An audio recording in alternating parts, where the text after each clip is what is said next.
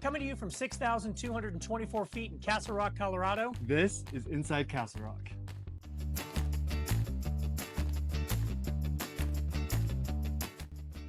I'm Chris DiCillo, hospitality trainer, leadership and presentation coach, and a local resident the past 2 years. I'm Brian Cowdery, a professional real estate agent, and I've lived in town for over a decade. Check out our latest episode as we welcome you inside Castle Rock. Well, welcome back to episode 11 of Inside Castle Rock.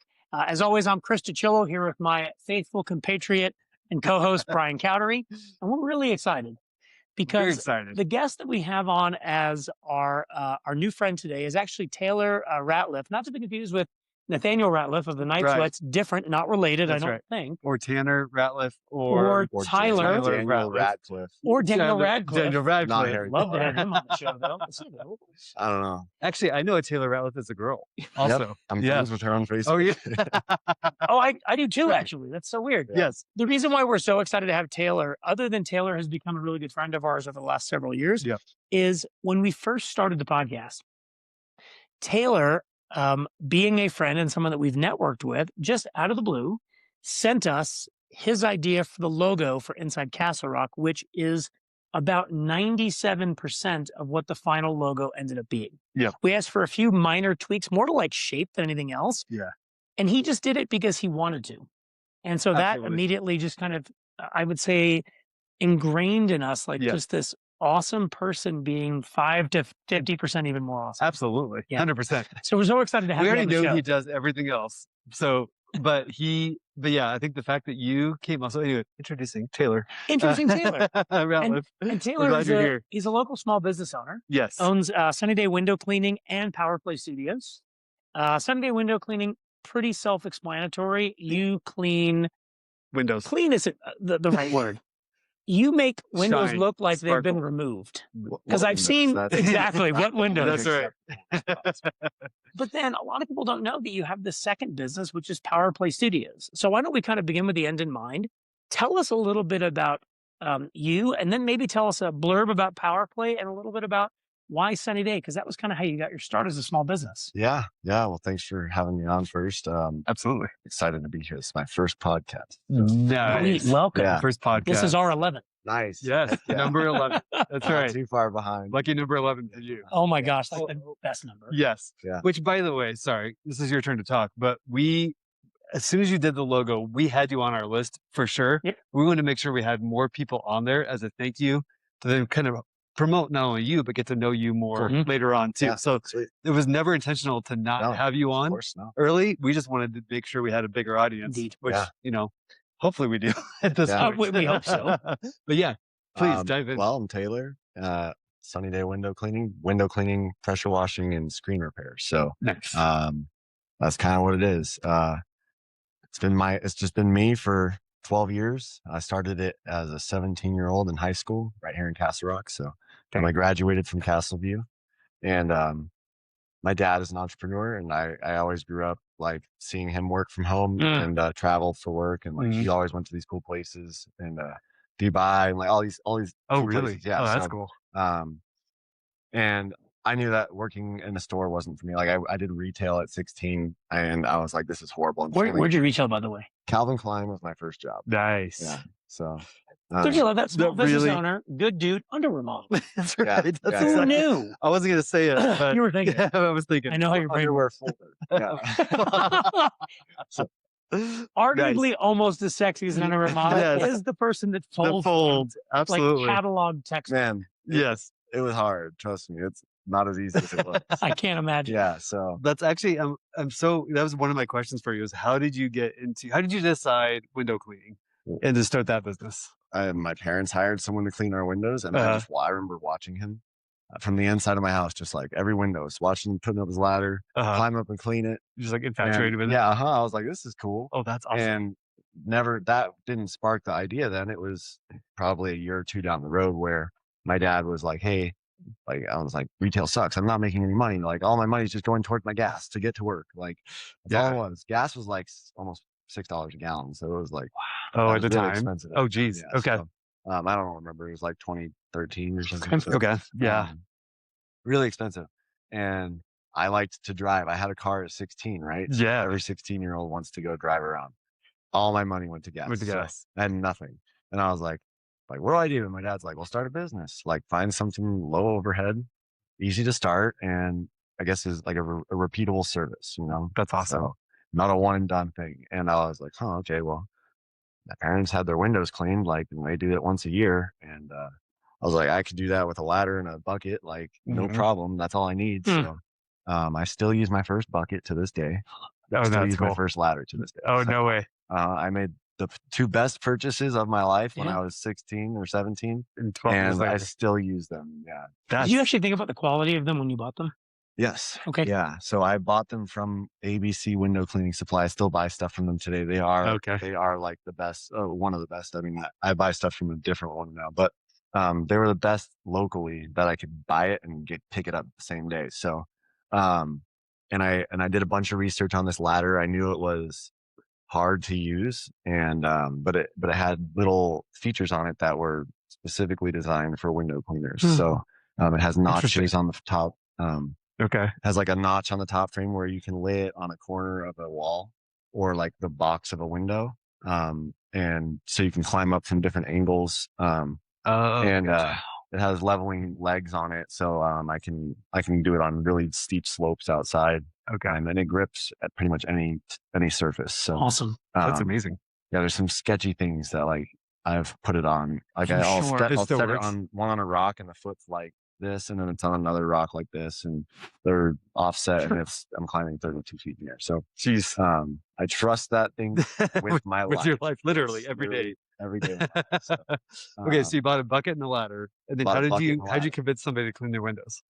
Well, I had a side hustle of just mowing lawns, and so you grow it, we mow it type of situation. I would ride my dad's riding lawnmower on the bike path to these houses, mow their lawn, and collect money. So that's awesome. I had some people that I serviced, and I would do their house. I started a window cleaning. You extended your services with existing clients. Yeah, like this is next level business. Awesome. And he was doing this at 7. No, that's the thing that. Well, I think first thought of Sunny Day. That was the first thing I thought of was, I love Colorado, and I knew this fact of just Colorado has the most sunny days in the country. So I was like, Sunny Day window cleaning, perfect. I love how simple this is, but like you just went after it. The first logo in Photoshop, and nice. I went to Lids to get a hat made, and it was like $140 to have them like digitize the logo and embroider it, and then like a single hat, and like they had all these charges, and I was like, oh my gosh, I don't have that. So I went home and I ripped the software off the internet, and I digitized my own logo, and I brought them the file, and I said, here, I already have the logo digitized. Can you do it for me? And they did it, and it was $40. So, cool. Yeah, that was my first like win, right? Expense management. Yeah, that's right. Yeah. So I learned something in the process of that. I love it. That relates to power play too. So I was going to say, I can almost see this thread starting. Yeah, exactly. My first, if you want to call it business, was screen printing T-shirts in 8th grade. So that's so funny. I love it. Made hemp bracelets. T-shirts. So nice. Sunny Day. My parents, we lived in a really nice area. I wish I could live there today. It's beautiful. But I just did neighbors' houses, and then eventually I did good work, so they would refer me out. And so that's how I've built it, is just on word of mouth. Out of high school, I didn't pursue it. I didn't think there was anything really with it. It was just a side hustle when I was 16. Like I started it to make more money than I was making at retail, and I did, but I didn't really know how to run a business or really see it as a business. So and my dad was busy with his own. He didn't have time to also teach me. So you had to figure it all out on your own. Mm-hmm. Interesting. And so I'm sure if there were questions that I had, I could ask him, but I didn't know what to even ask. Sure. I didn't know what I was doing. So I figured it out. After graduating high school, I went into a sales position, automotive sales. Oh, okay. Worst 5 years of my life. Gotcha. It was great. Like at a dealership? Yeah.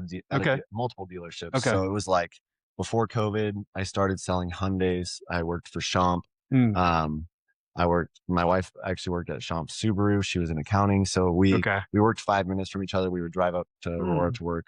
And then we got pregnant with our first kid. We moved to Nashville. Oh, and because my I didn't father, know that. my sister and her husband lived there. My dad lived there, and we had visited him before, and was like, okay, this could be a place to live. Like the cost of living is lower, and like there's dealerships out here I could totally transfer to. Like I love Mini Cooper, and Yeah. that's where I ended up working. Yeah. So, 2 weeks of from the decision of picking up the phone saying, do you want to move to Nashville, to actually packing up and being on the road, it was 2 weeks. Wow. Our whole apartment was packed up, and we actually broke our lease to do it because it was, my wife was pregnant. Like this was our first kid. I was like honestly kind of freaking out too, and it was just it just seemed like the right thing to do. Everything went wrong going there, so it was just like, and honestly, at Nashville was a horrible experience. Really? 8 months we were there. Only we were supposed to be there for just like we signed a year lease in a brand new house, and 8 months in, we were already back in It's just Colorado. too much. Wow. We vacated the house. We still paid on the house while moving here. Oh, so geez. we paid for the whole entire lease because we learned our lesson breaking our lease the first time. Sure. It was cheaper to just pay the rest of the lease. Yeah. So it was 4 months. So, yeah, our daughter was born in Nashville. We were supposed to have a home birth in Nashville. She's at over 42 weeks, you have to be medically induced. So my wife was 42 and a half weeks. We had to be medically induced at the hospital. We were the first midwife assisted birth at Vanderbilt Hospital in Nashville. And it was a terrible time. Like lots of stuff that we just had no control over. And our midwife was the only one really advocating for us. Yeah. So they wanted to keep us longer. My midwife said, no, they're going home today. And like, so we went home, and my daughter did have a lot of health issues that resulted in her being in the hospital for the first basically year and a half of her life, year of her life. So lots of tests. And at this time, I'm not even thinking about Sunny Day. So it was, I was in sales at Mini Cooper, which is just like that's all you're doing. That's all I was doing. Automotive sales and trying to get into the hospital. So I would supplement with DoorDash. Like it was rough. Yeah, it was early 20s. I was 21, 22. So it was a rough time. I learned a lot. So I bet. We moved back, saw GI specialists, like, and it was just still, we moved back because they told us in Vanderbilt that Colorado has some of the best specialists in the country for gastrointestinal issues. For your daughter? For my daughter. Gotcha. We moved back still, just, it was very much brushed off. Like you're not really experiencing it. Like, and it was just very much like Western medicine just ignored us. And so we started researching the holistic route and went that route. And it was a night and day difference. Like we saw significant improvements in just a matter of days of taking her off some of these medications that she was on. So it was like they're poisoning the kid. Like perpetuating the issue. So, but our own research was against the Western medicine. Right. It was working. So we went with that route, and it's been amazing. So car sales, COVID hits. So were you doing car sales when you moved back to Colorado? Okay. So I transferred from Mini of Nashville to Champ Mini Cooper. Gotcha. And I'm in orientation. They walked in and fired 11 people because of COVID. Oh, so it was 2 weeks into training, and they came in and fired us. And you were one of them? I was one of them. Oh, you were one of them? I was like, I was fired. Sunny Days back, baby. Nope. That's where I went to Jeep.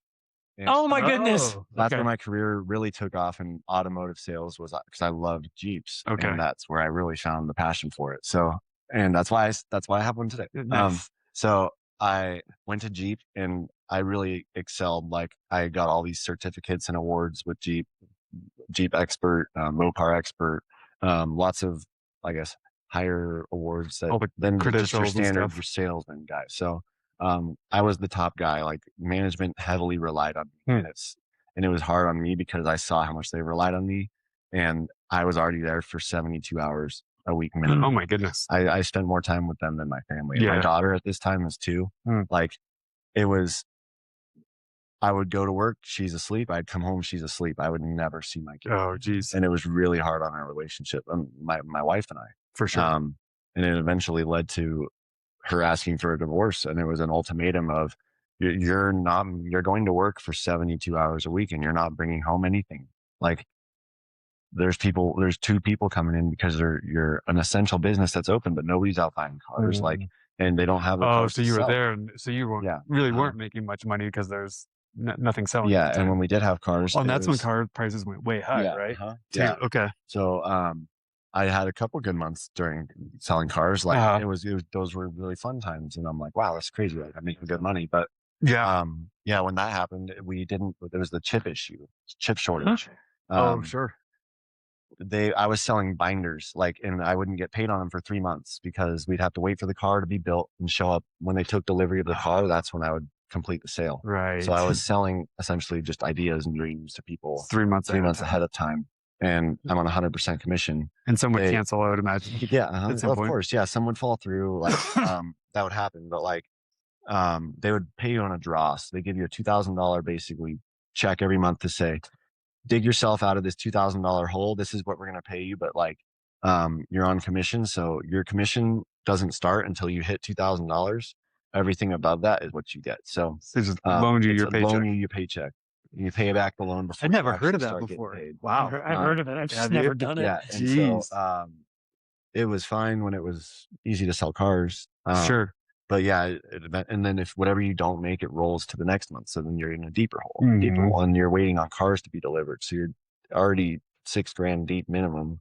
Like if you're not selling anything. So by the time it's delivered. I was essentially breaking even, making no money, going there for 80 hours a week, 80 hours. So really hard on our relationship. And it was the ultimatum of continue doing that or start Sunny Day. And you have this in your back pocket that you haven't done anything with, and you're obviously not making money here. So why not just take it? Yeah. Why not go for it? So I was like, yeah, you're right. So I spent all my time at work at AutoNation, filling out all my business stuff, all my LLCs, all insurance. I was on their computer doing all that. So I was like, I'm here wasting my time. I'm going to make sure I'm using it properly. Nice. That was making my business, not calling customers. Right.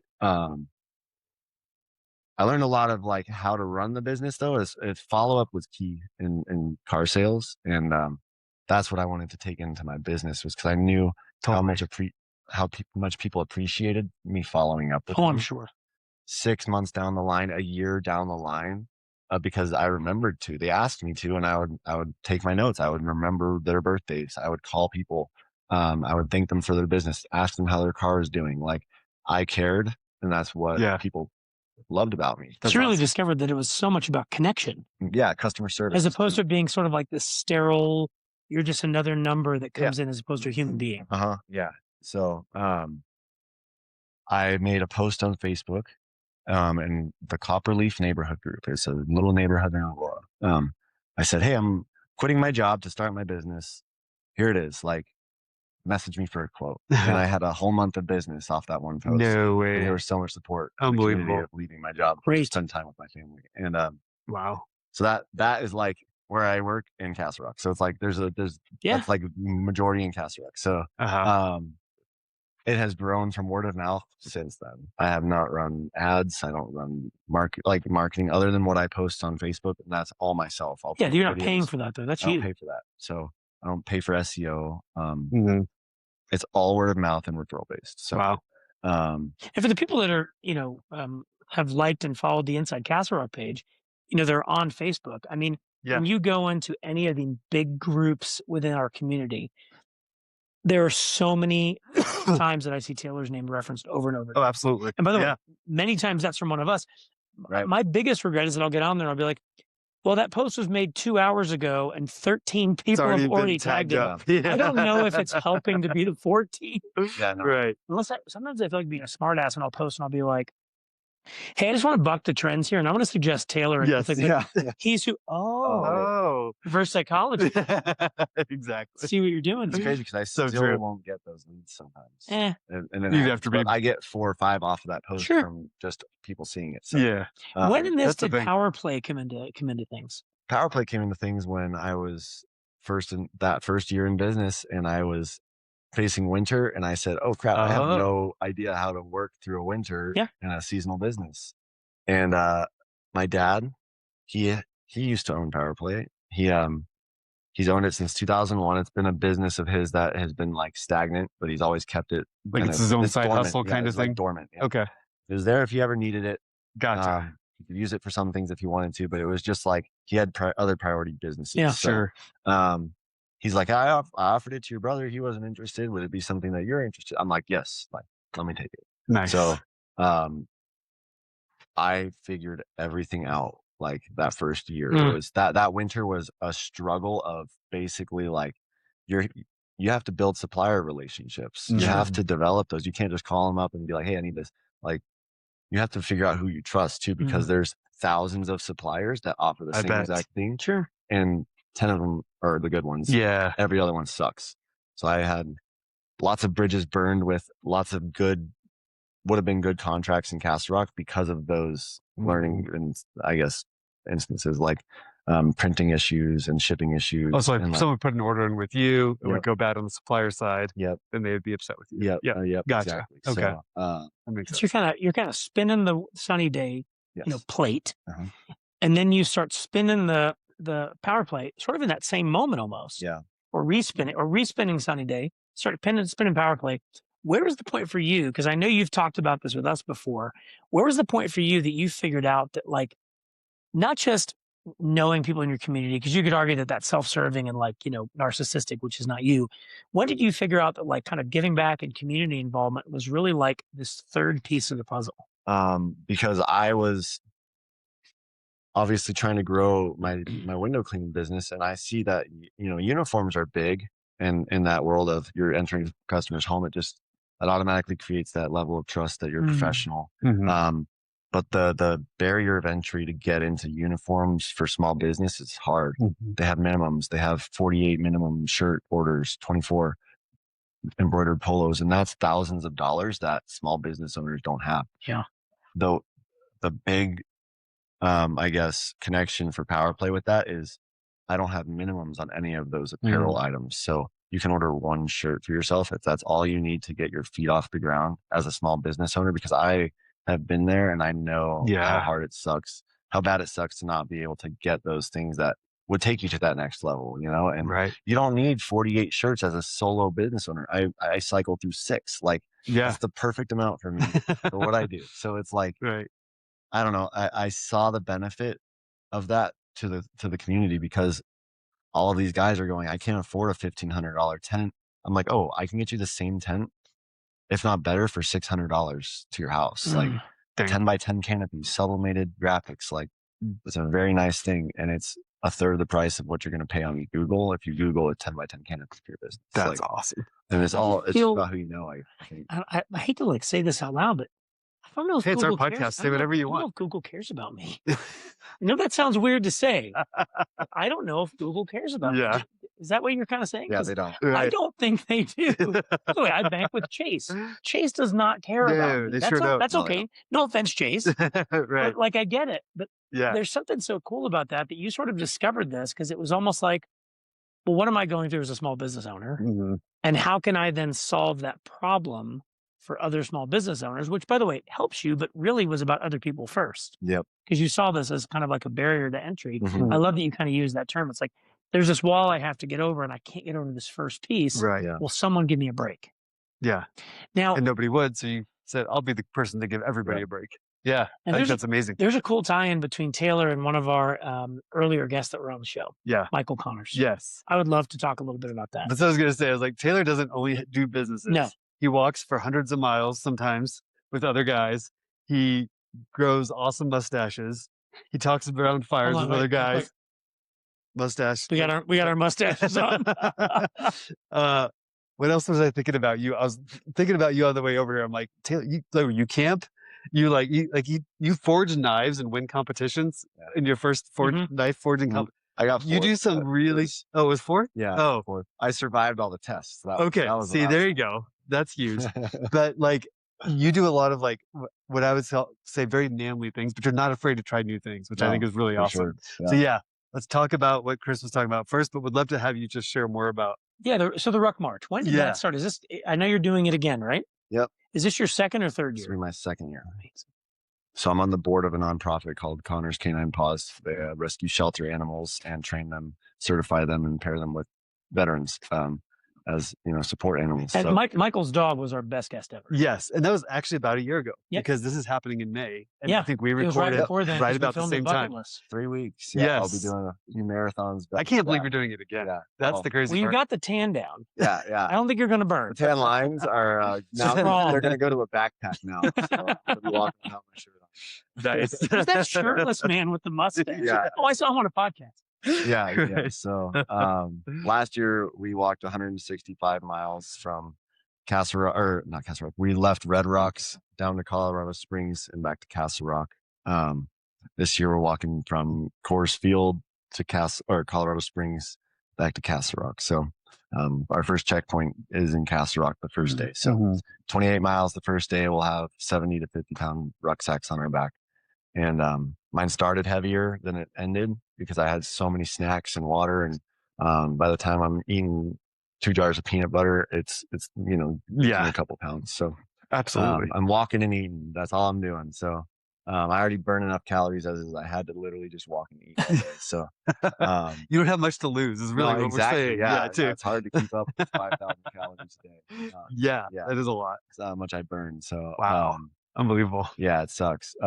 Okay, so why did you decide to do it again? Because... Well, I don't know. It was the experience was great. I felt like it was worth it to support everybody who goes through those hard times. I mean, that was just an easy step for me in comparison to what some people go through. Those veterans and stuff. Yeah, of course. And I don't struggle with that, but I can definitely empathize with the ones who do, and I want to support them, and it's a good cause, and I feel like it's not as big as it should be. So I'm not saying I know everybody, but like I definitely I brought people to the table last year. That's the reason we got congressional recognitions was we got Representative Bobert's team to come out and do that for us. And like, that's cool.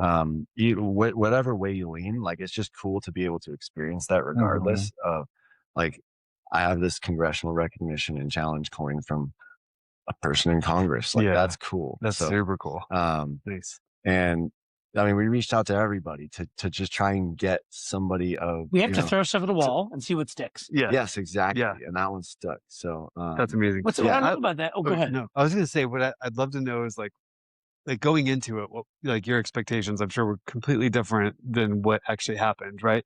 Like, is there anything that came out of that you didn't expect that was like really impactful for you? Yeah. I mean, I didn't expect the kind of pushback that we got on the road. Oh, interesting. We got a lot of FUs, a lot of middle fingers. Yeah, wow. We had people clip our flags like with their cars.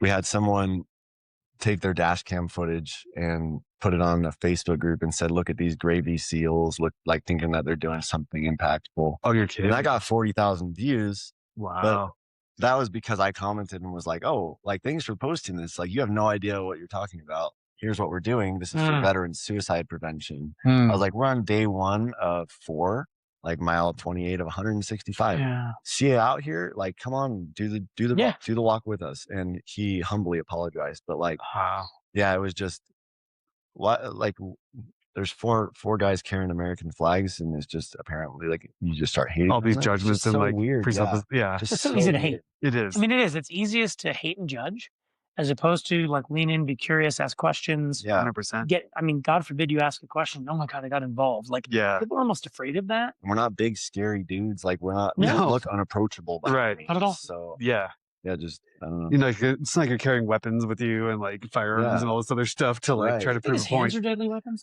Well, of course, but it's like Kung Fu Panda. Yes, exactly. What I find fascinating about it is that in a small town, you will have people that will talk a lot about like doing good. And then you realize that in many cases, it can be very just about the talk and there's nothing behind it. Yeah.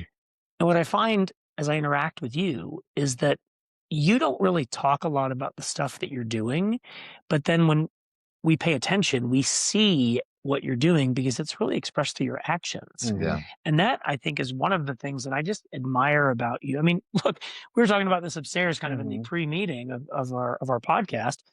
You're 29 years old. You started your first business at 17. You've been in business 12 years. Like most small businesses don't make it past 5.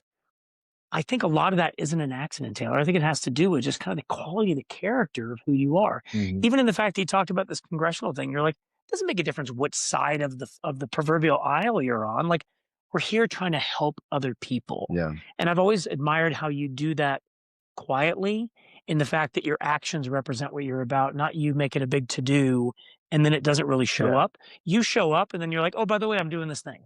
Yeah. And I just think that's a fun way for someone to kind of act in life. Yeah, I agree. I think you're one of the definitely humble, like kind of soft-spoken people, you know, which I have actually been really looking forward to this because we haven't really ever had a chance to sit down and talk or like grab coffee or anything. We just chat at some of the networking groups and stuff like that. But like, it's like, man, I really want to get to know who Taylor is more because you're not going to be the most outgoing, outspoken person out there. But you're still a very interesting person, which I think is cool. And I agree. You carry yourself in a way that it's no surprise to me that you do well in business, you know, and that people do word of mouth and that you don't have to run ads, and that just because of the way you live and that just comes out of you naturally. And I think that's really cool. Yeah. So thank you. Yeah. So one thing Brian and I have been trying to do as we sort of work, you know, evolve inside Castle Rock is we watch plenty of podcasts where they go on for, you know, an hour and a half, 2 hours. We want to make this something that's, for lack of a better term, digestible. Yeah. So there's things about our Castle Rock community that we wanted to ask you. We're just going to kind of bounce off of each other some different questions. So outside of Sunny Day and Power Play Studios and some of the used car dealerships that you are not advocating working for, sorry, used car dealerships or new car dealerships, what's another business in Castle Rock that you really admire, and what about them do you admire? Man, I don't know. It's a hard one. You can pick your favorite. Yeah. It's okay. There's a bunch of people that you're going to offend that you didn't mention theirs. No one cares. They don't watch this anyway. They will. Because remember, just because you have a favorite doesn't mean the other ones aren't great. But like, what's or some you admire?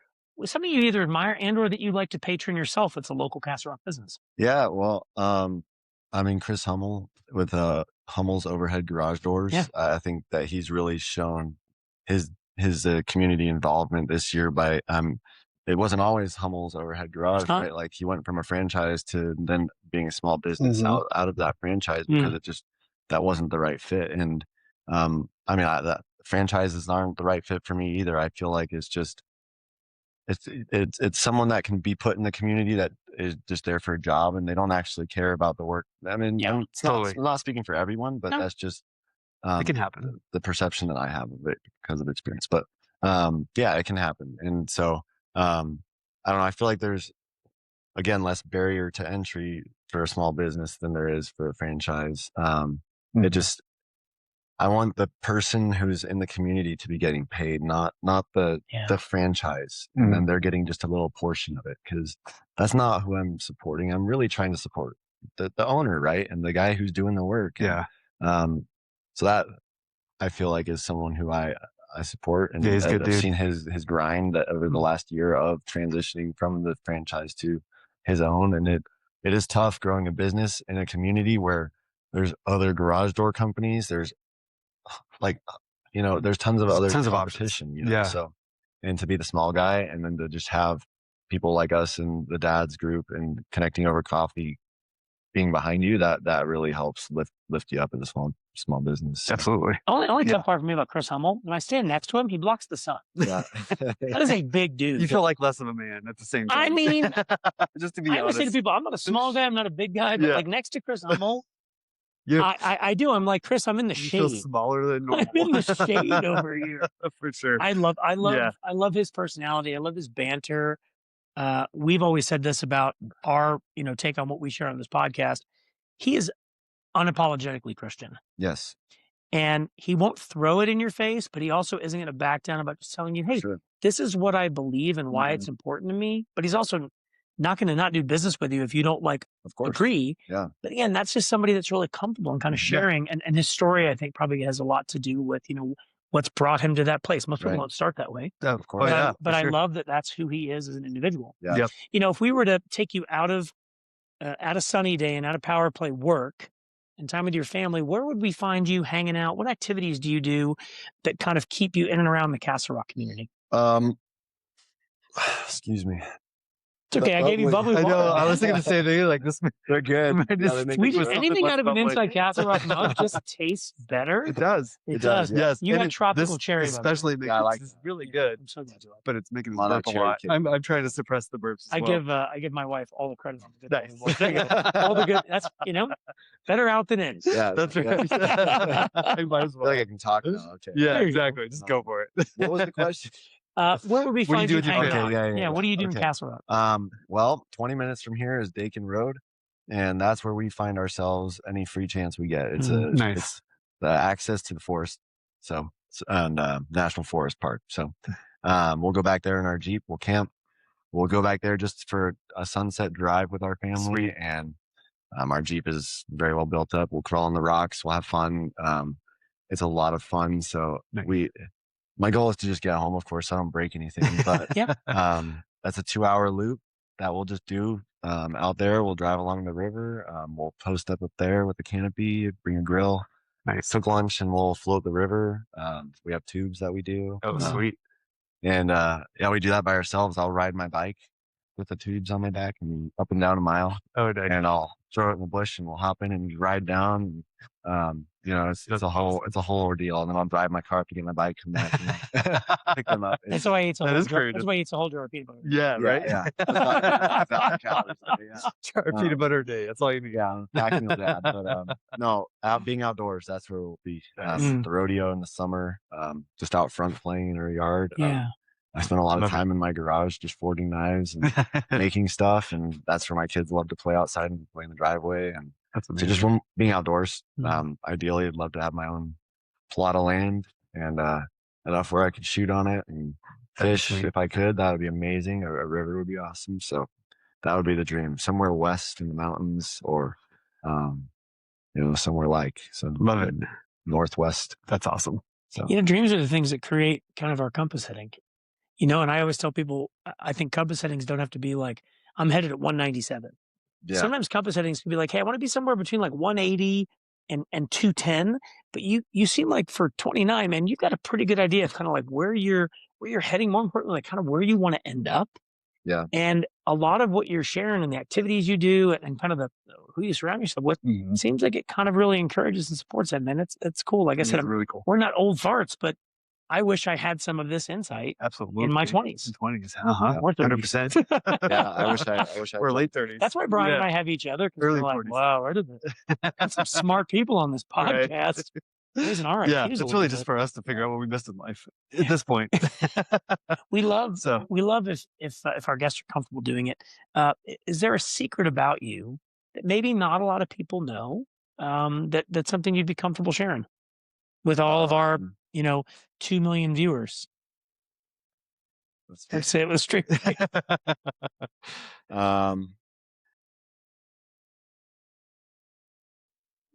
I know. Something you haven't shared with all. Tough. It doesn't have to be like your deepest, darkest secret, but maybe something people don't know a lot about. But there's a bonus if it's a sin. Stop it. You get a bonus mug. How about like something cool? Yeah, it can be cool. Anything Cool. that people wouldn't normally know about you. I cleaned the former CEO of Dollar General's house. Okay, That's a fun fact. There you go. House. That's awesome. Not the address. Generally, where was it located in the world? Oh, it's in Parker. Oh, okay, good. Yeah. That was. Oh, okay. You can look it up on Zillow. It does explain why we have so many, not so many Dollar Generals, but also so many nice ones. Yeah, Like the one in It's probably true. in, He's South Park. You've been in the one in South No. Park? Oh, by Fairplay. It's amazing. Really? I've driven past it. It's but it it's. looks Oh, that's like the hilarious. floor. Treat yourself. Go in there. It is a really nice. I went It's like there the for a Buc-ee's hunting of the trip. mountains. Absolutely, yeah. Oh, here's another one. I did the chief financial officer of Chipotle's house, Oh. and I got like 3 months of free burritos. So Well, that's awesome. that was in addition to That's my legit. pay, of course. That Yeah, is of legit. course. That was when I worked for That's okay. Yeah. Oh, it's a free burrito. I love that. That's awesome.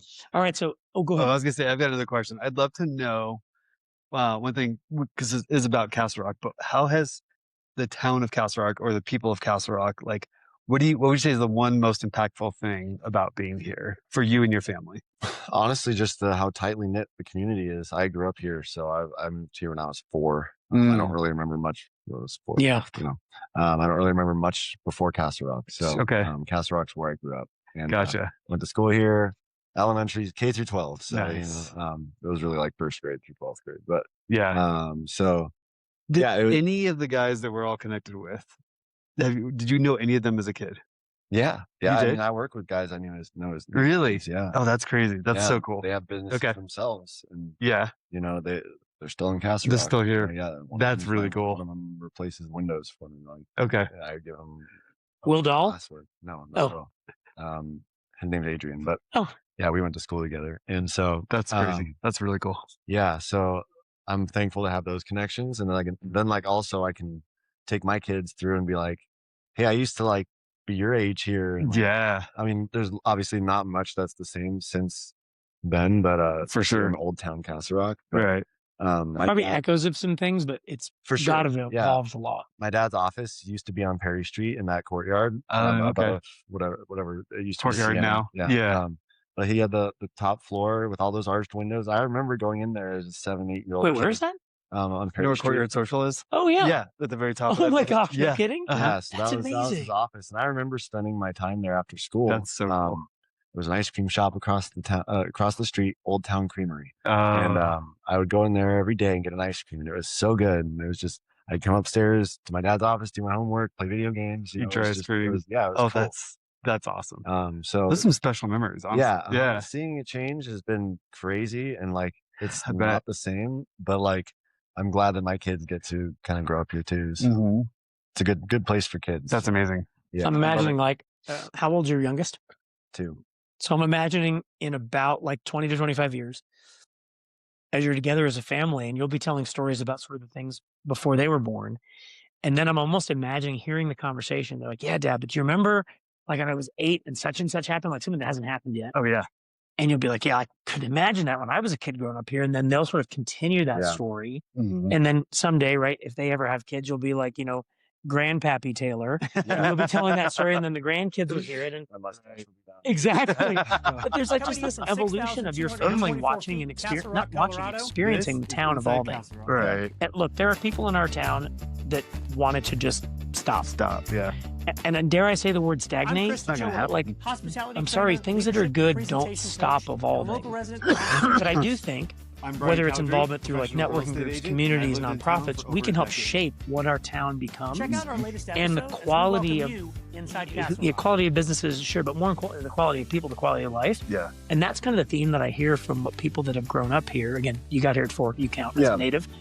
That's what I hear from the theme of people that have been here a long time is like, yeah, I get it. It's not the small town I grew up in, but you can still have an impact to really make it something excellent. That just seems to be a lot of what you're involved in. Yeah, that is. It's cool to be able to take my kids to my first house, like my house I grew up in. Yeah. It looks exactly the same. That's so cool. From when I was a kid. So yeah, it's really cool. That's amazing. Your dad used to live. I was your age. You're like, great, Dad. Yeah. It's just a house. They don't realize. Whatever, Dad. It's cool to them. I've done that too with mine. They don't care. Cool. No. I took Emma with the brown son. I grew up in Brooklyn. She'd be like, is it safe here, Dad? Like, I'm scared. I'm scared, yeah. I was like, when I was growing up there, it absolutely was not a safe neighborhood. You guys don't understand how Change a little bit now. Taylor, the last thing we're going to do before we wrap up is we do a speed run of some different questions. So I think we got like 6 or 7 in here. So I'll do the first one, Brian will do the second. We're just going to kind of ping pong back and forth. Yeah. So and don't overthink these. First thing that comes to mind, what's your favorite place to vacation? Key West. Key West. Nice. Okay. So would you rather ski, snowboard, or hot chocolate in the lounge? Or in the lodge? Snowboard. There you go. I was going to say, there's no way it's the lodge. I know that. No. I don't know if it paid a lot of attention at connecting over coffee, but are you a coffee, a tea, or some sort of other beverage to start your day? Coffee. Coffee. Do you take it? How do you take it? I mean, I make my coffee at home and it's iced, but. Oh, okay. Not cold brew. Nope. But you pour it over ice. Yep. Iced I whip coffee, up man. the coffee and I That's my daughter too. She hates hot coffee. I like hot coffee, but I get too hot. I love hot coffee, and it actually has been a huge evolution of me learning to drink cold coffee. Oh, I mean, because there's drink something black, wrong. Yeah. black hot coffee or iced coffee. Nice. Black hot coffee or ice? Black iced? No, not Okay. black hot or I guess milk. Yeah, something. milk and ice, Where did we just go? I got so lost. Dude, yeah, I like it black. I'm going to pick on Tim Haversick. Okay. Tim Haversick's coffee orders like a coconut milk upside down double pump caramel latte. And he ordered it one time and I looked at him and he goes, That's for Katie. Yeah. He was so full of it. Exactly. He was so full of it. That's awesome. All right. Would you rather do beer, wine, or a cocktail? Or a mocktail. Or mocktail. Ocean Prime cocktails. There you go. Fancy I don't man even going know to- what that is. That's in but- downtown Denver. Oh, No, okay. the DTC one. Oh, I forgot there's one in the DTC. Okay, so fancy, but still close to home. I like Okay. beer, but they have some good cocktails. Do they? Okay. Ocean Prime. I have to get them in as a guest on the Nice. podcast. Yeah, no kidding. We'll invite you back. Dogs, cats. We don't have this on here. Dogs, cats, or some sort of other like family pet friendly thing. All of them. I mean, I have dogs and cats. Oh, you do? Yeah, Okay. a dog and 2 cats. Nice. I Nice. love them. So. Maybe we could sponsor him to like carry a cat on the Ruck March. Ooh, yeah. There's one of those little windows would in the be back. The hilarious. cat can You'll see get a better. lot more fingers and things. So many. All of a sudden, my They condoms are like, want you're out. Yeah. Can't be a part Yeah, of I don't think you would be down with that. I got to watch out for the needles this time. We're walking through Denver. So Nice. Where do you feel like is the best breakfast in Castle Rock? Doug's Diner. It's so good. It's so so good, good. Yeah. it. Favorite burger in Castle Rock? Bucket list. Bucket list. Bucket Yeah, the list. barbecue bacon burger. Ah, okay. I can't get enough. Nice. I went back to, I've always loved Crave. You guys know that, but I went back to Stacked twice in the last week. Yeah. Blown away. See, I'd gone several months ago, right It's after been they, a while since I've been there. and it was good. Mhm. But the last 2 times that I went, I was like, and my wife even looked at me, she goes, "This is a great burger." That's awesome. No, I have 2 favorite burgers. What burger do you like? I got the double twisted Oklahoma onion, where it has the onion smashed into the patty, That's good. and then I haven't tried did that, but that the sounds That sounds amazing. the gal. Yeah. I think it might be Peter's wife. Hadn't I'm really not had that. positive that was working the cashier, the front booth. She recommended one, and it was the kind of mushroom Swiss bacon one. Next level. Really? Yes. Did not come with a I cardiologist need to appointment. I try- thought I it need should to have. Crave, try Crave burgers. and compared to Crave? Here's the reason why I'll keep both in the category Yeah. of favorite, because we love Because they're both just Aletha. It's good for amazing. different reasons. Crave is not a smash burger. Ah, And I'm okay with that because I Yeah. do like a juicy, thick patty, which Crave has in spades.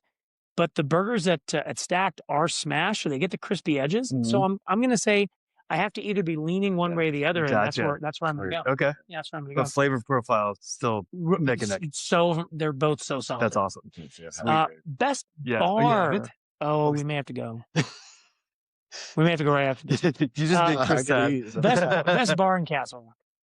Like if you're to go for a beer after work or go meet friends. I mean, 105.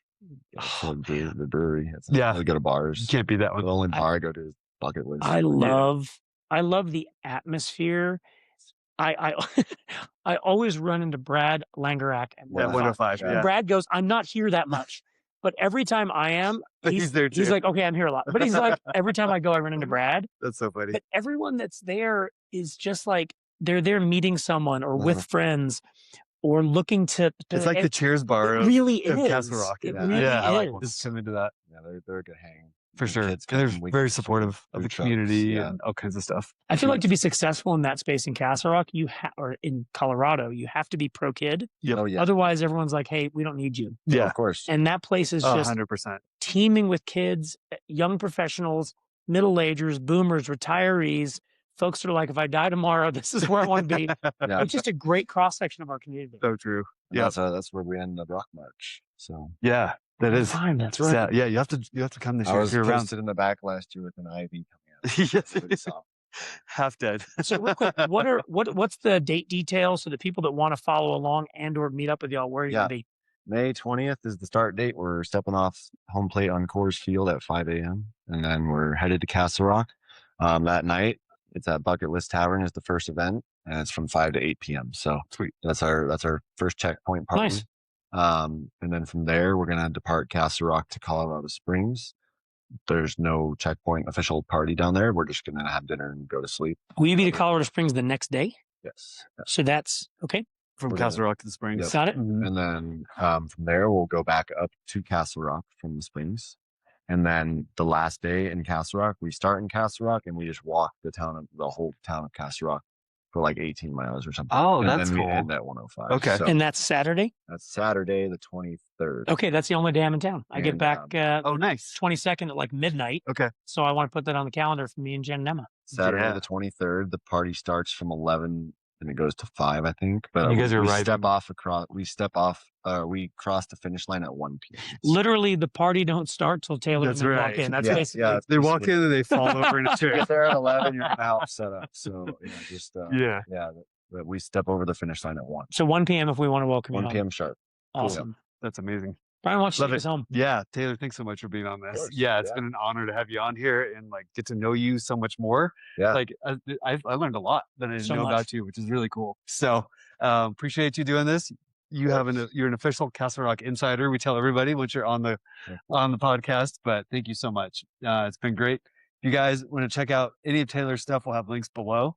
And until next time, we will see you then. Take care, everyone. Thanks for tuning in. Bye-bye. Bye. That brings us to the end of another episode and a great conversation. We hope you enjoyed getting to learn more about our community and the people of our town.